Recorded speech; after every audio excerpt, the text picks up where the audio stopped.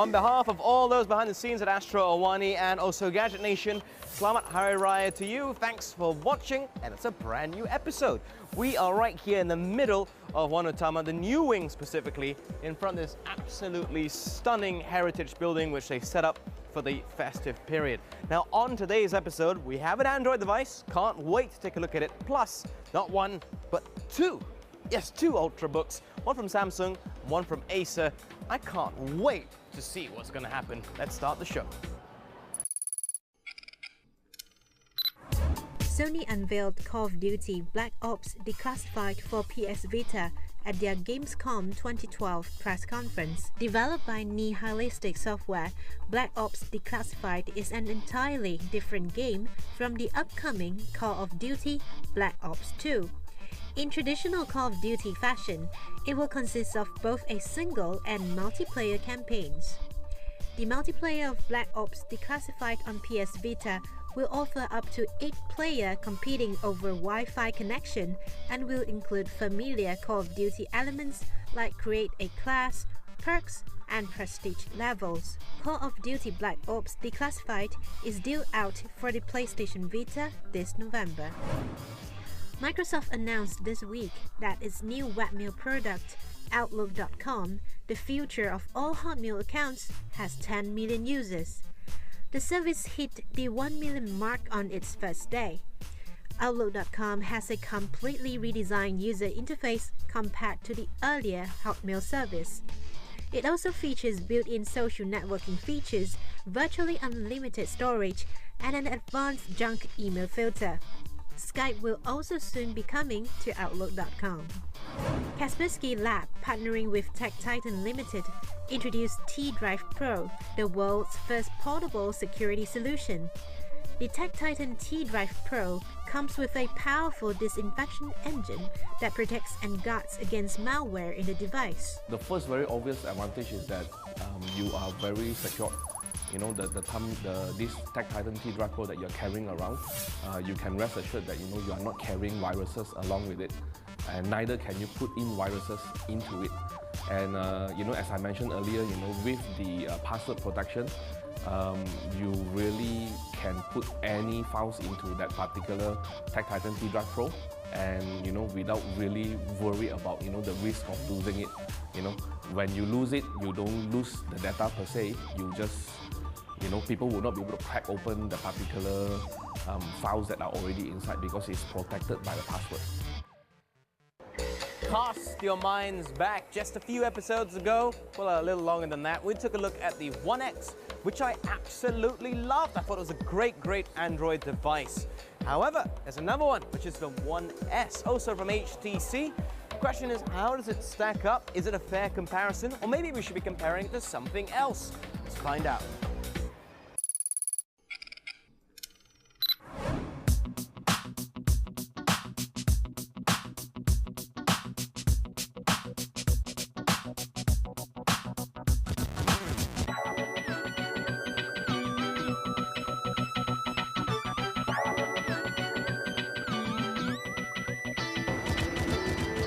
HTC right here in my hands. This of course is the One S specifically. Now if you remember, I can't remember how long ago it was, but it wasn't too long ago that we took a look at the One X. Really is the big brother to this one here, which is the One S. Now if I was to straight up say which one you should get, which one I would recommend, it would have to be the One X. It's just got higher specs, it's generally better, and it's currently the flagship model for HTC. So obviously, being the flagship model, more bells and whistles come with it. However, don't view this as a little brother to the One X. What you should do is more view it as the higher spec successor to the HTC Sensation. Now in that aspect, it really does shine. I mean, in terms of comparing it to that, the only thing pretty much left is a QHD display, and also right there, which is the micro USB charger on the side. That is about it, because this whole package is pretty nifty.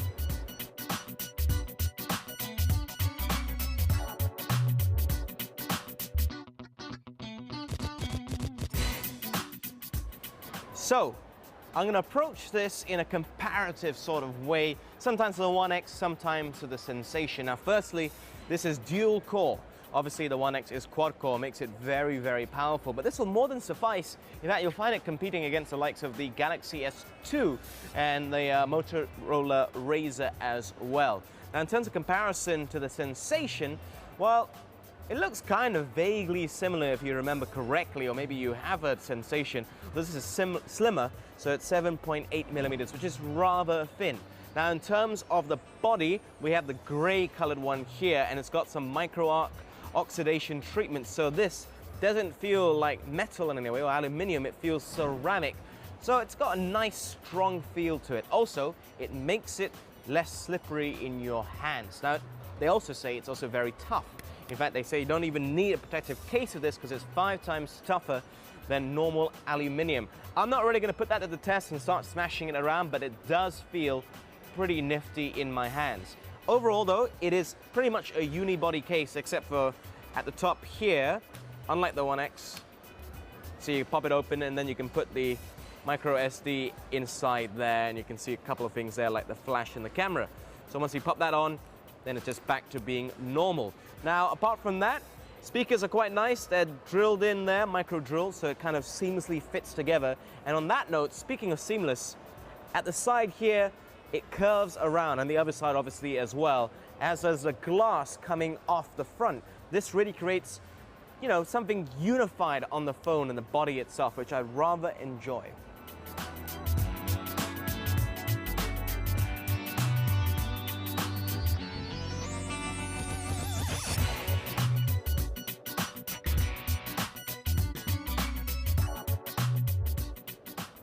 Enough about the body and so forth. What about the features on this? Well, firstly, it's not class leading in any aspect. It's not going to lead the market.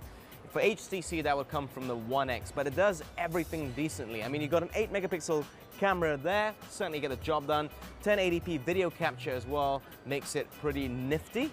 Now, if we switch it on, it comes with the latest HTC Sense. I quite like that. I think it's pretty nifty, and it certainly helps your interface with the phone. Not everybody's going to like it though, so some people may want to remove it by other means, which I'm not going to get into.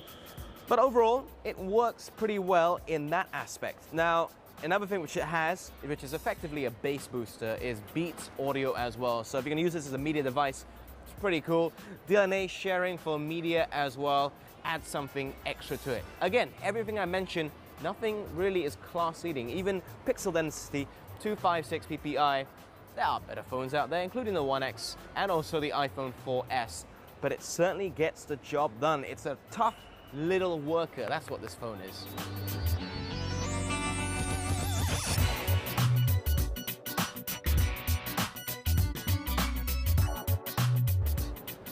So what are my closing comments about it? Yeah, generally just a very hard worker. Now don't get me wrong, it's still pretty powerful. Yes, it may be dual core, but other things like this phone was built for ice cream sandwich means it's pretty slick, pretty fast, and you are very open to lots and lots of apps out there. Let me just switch it back on, there you go. The screen itself is nice and vivid, so I quite like that. Nice color saturation from the nice greens and reds to the darker blacks and so forth, so it adds to the overall effect. The camera, like I mentioned, 1080p video capture, very, very good. Also, 8 megapixel camera will certainly do the job. So I'm quite chuffed with that as well. Plus, at the end of the day, it's also cheaper than the One X. So obviously that's a huge, huge plus point. Other things like having a dedicated graphics processor and also 1 gig of RAM just add to this phone to ensure it's certainly something out there that will be very, very competitive and a great addition to the HTC lineup.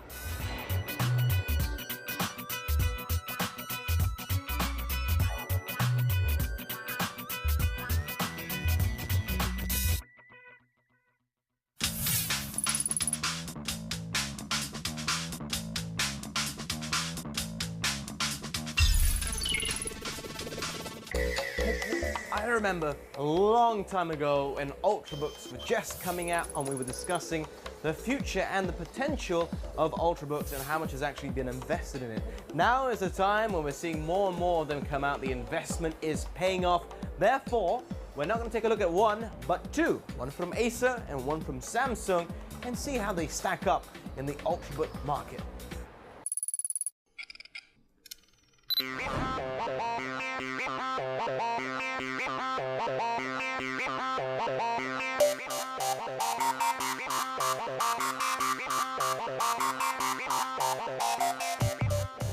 Gadget Nation started, about 2 years ago, give or take. And at the time, I remember talking about Ultrabooks and how it could change things in the future.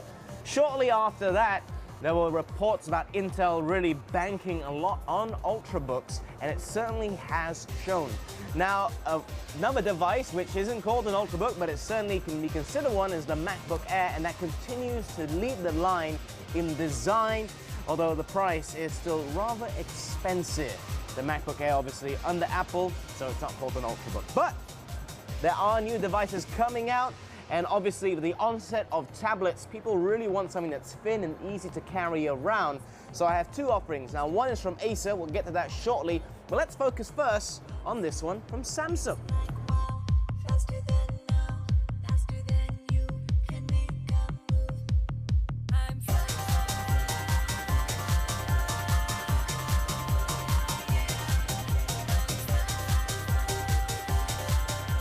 Now, this model from Samsung is specifically the Samsung Series 5 Ultra. Now, remember, we've taken a look at the Series 9. That is the, let's put it this way, more high-budget one. This is the slightly more budget-conscious version. This will retail for around 2,699 ringgit with a 500 GB SATA 2 slim hard drive. So, obviously, you're going to get what you pay for in certain aspects. I mean, it feels slightly cheaper, although there are aspects of aluminium on it that falls back into the budget. When you open up this, it still has a slightly more budgetish feel to it. I mean, it feels slightly flexible to an extent, not quite as sturdy as what we've seen before. But in terms of layout, it's very basic. Now, another thing I don't like so much about the Series 5, well, I'll put it this way, I love a backlit keyboard. This doesn't have that. I absolutely think it adds an extra touch of class to your notebook, be an Ultrabook or a slightly larger one. But without it, it kind of loses its appeal to a certain extent with me. Now, the layout of everything seems all right. The touchpad, it's better than some that have come out, especially from last year. So we'll have to give it bonus points for that. Overall, it's pretty much okay. At the end of the day, Intel is supposed to be releasing some new processors, so you might want to wait for that because it's currently running Core i5. But you can see it wobbling about, slightly stiff, but it doesn't have that touch of class which you saw with the Series 9. Obviously, then the price is a lot cheaper. Now, what does Acer exactly have here though?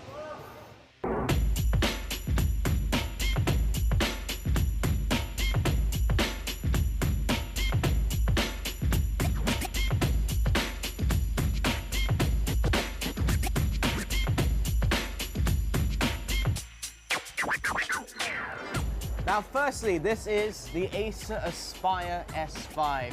And right off the bat, it is more expensive than the S5, so you better make sure that it has, well, better features than the S5 at the price tag, which is 2,499 ringgit. Now, right off, it's about 11 millimeters thick, which is really thin, and it's also about 1.2 kg, that's about 2.6 pounds. So it's pretty much even lighter and thinner than the 13-inch MacBook Air. So already, that is a big plus point. I mean, it's so light in my hands, it's almost like it's not even there. It feels like certain tablets where you can connect it to, one of those keyboards. So already that's a huge plus point. Plus, with this metallic body, it's aluminium and magnesium, it already feels very, very safe and sturdy and secure in my hands, as opposed to the Samsung offering, which is only partially metallic.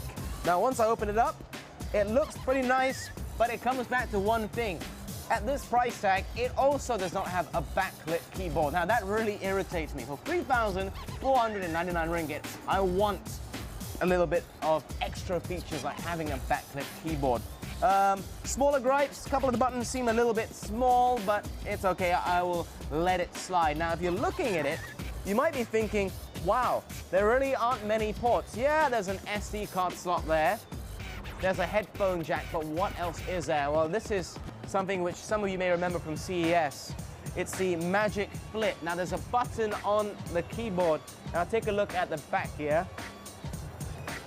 Everything comes out. Now that is pretty nifty. You got your USB slots, HDMI, and this should be taken note, it's also got Thunderbolt as well. So that's certainly very interesting. Now I'm just gonna close it up. And HDMI, by the way. There you go, press a button and it goes back inside. So obviously that is quite nifty, pretty sleek. So all in all, that makes it certainly a very interesting device. Now, what happens if that breaks down? Yes, it is motorized. If you listen carefully, you can hear the motors whirring away.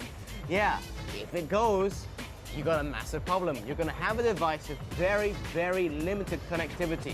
Call me a bit old-fashioned, a bit old school, but I kind of prefer my connective buttons to be here on the side, or other ports, because, you know, if anything happens, it'd be quite easy to fix. With the motorized part, not so easy. The price tag, though, justifies how sleek it is. I have to say, I'm a big fan of that.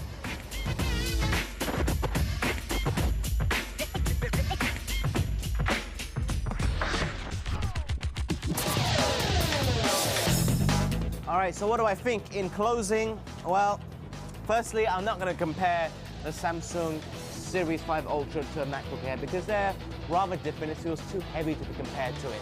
However, I will compare it to the Series 9 from Samsung, and I have to say, I loved the Series 9, but at the same time, it's a lot more expensive. So if you're happy with compromise, if you're more budget conscious, this should do you fine. But once you compare it to the Series 9, would you really want this? Big question. Now, as for this, which is the Acer, I can't really compare it to the Series 5 simply because it's almost 1,000 ringgit more expensive. So that's a big, substantial difference. This is almost 3,500 ringgit after all.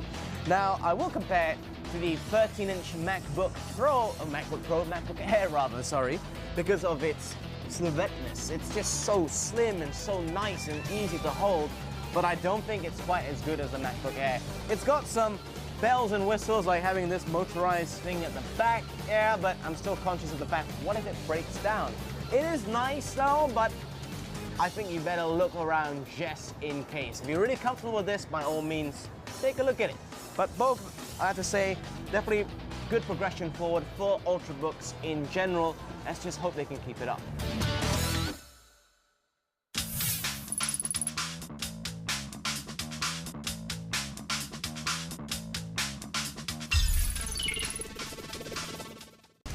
My name is Juliet, and it is, as they say in Spain, my cumpleaños. That's right, my birthday. So I get to school, only everyone's a zombie. And on my birthday, too. There's nothing more hysterical to me than watching this world burn. Now we get to the part where I kick his ass. She's brutal. She's merciless. She's deadly. When the zombie apocalypse begins, One truth becomes. show no mercy. I'm gonna F you up.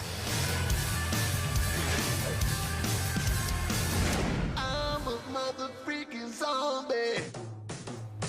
Hey, Avery Score here, and welcome to another exciting episode of the Gamer Station, where today we're talking about Lollipop Chainsaw. Two words that you didn't think necessarily went well together. Guess what they do? This game is a joy to play from start to finish, really caught me by surprise, and above all is very, very strange. It's a very weird game. It has a bizarre, twisted sense of humor, as might be expected from Suda51, and I love every minute of it. Let me start you off. You play Juliet Starling, who's a cheerleader at San Romero High. Obviously a nod to George Romero, the father of sort of the campy 70s zombie movie genre. She's been hunting zombies with her entire family of misfits ever since the age of 6 months, when she killed her first one with a sharpened rattle. So she's quite lucky, as there's a zombie apocalypse already in progress when she heads to school one fateful morning. She pulls out of her duffel bag, you know, as if it's no big deal, a big personalized chainsaw that she uses to hack and slash her way through the zombie hordes, and starts doing some pretty crazy acrobatics pretty much from the get-go. Early on in the game, you suffer quite a hardship in that your boyfriend, Nick, is attacked by zombies, and the only thing you can do to save him is, naturally, chop off his head, keep him as a decapitated fashion accessory hanging from your miniskirt, and cast a spell on him to keep him alive. This provides a great deal of variety in the gameplay, as Nick will intervene at certain points when you place him atop the head of a decapitated zombie to get around certain puzzles or mini-games. Other than these sequences, though, the gameplay is very much firmly rooted in the hack-and-slash genre. So you've got a couple of main attacks, a couple of light attacks, and a couple of acrobatic and evasive maneuvers. And you've got to string these together nicely in order to devastate your zombie foes. Of course, you can upgrade your arsenal of moves, as well as the stats of Juliet Starling, via the shopping menus that show up periodically throughout the game, that you can purchase in exchange for the coins that you collect by defeating zombies. So really, in terms of the gameplay, there's not a lot to write home about. It's consistently fun. There's a surprising amount of variety in the enemies and a surprising amount of variety in the moves that you can accomplish and the mini games that you can play. But that's not really the big draw here. So what makes me love Lollipop Chainsaw so much? Well, simply put, it's the style and the humor. This is clearly a case of style over substance, but I'm willing to embrace the style here because it's just so good. The thing that keeps you playing most is just the witty bits of dialogue exchange back and forth between Juliet and Nick, which are pitch perfect, wonderfully voice acted, and just hilarious. You know, there are little comments that Nick will say like, you know, Juliet, you're pretty hot when you kick butt, and it just comes at the right moment and it's devastating. It'll have you laughing out loud, if not falling off of the couch. This is a very funny game, perhaps the funniest that I've played in years. The style absolutely works as well. It's campy, it's over the top in terms of the visuals, and actually a lot of attention, surprisingly, has gone into the character models. They kind of walk the line between realism and a little bit anime and comic book inspired, almost cel-shaded looks. So that's kind of cool. The backgrounds, on the other hand, and sort of the environments that you explore aren't really anything to write home about. There are certain elements that you recognize for what they are. Oh, this is a bus, I've got to jump over it. Oh, okay, this is a stadium, fair enough, fine. But really, in the end, nothing spectacular. Again, the game stands out for its writing, for its dialogue, for its voice acting, and for its absolutely unique style that you won't find anywhere else. This is a game that does not pull its punches. In terms of the language, in terms of the just raunchy humor, which I don't recommend young people check out, but the adults will love it. This game is standout and really isn't shy about using, you know, coarse words in order to pull the laughs from you, and it does just that. So I recommend this game to anyone who's a fan of a unique experience, even though this combines so many cliches from other games, and specifically from the zombie horror genre in films. The game manages to be outstanding in its originality, a joy to play, and certainly an experience you won't soon forget. I'm Avery Score, and this has been The Gamer Station. That's about all the time we have this week, but I want to give a big shout out to the people here at Wonatama for hosting us. It's been absolutely awesome. Now next week, can't wait for it. Technology, startups, obviously that's a huge booming thing worldwide, but how does Malaysia rank up in that? We speak to some really awesome people about it who are really in the know. In the meantime, find us Facebook and Twitter. Look up Gadget Nation. My name is Adam Carruthers. See you next week.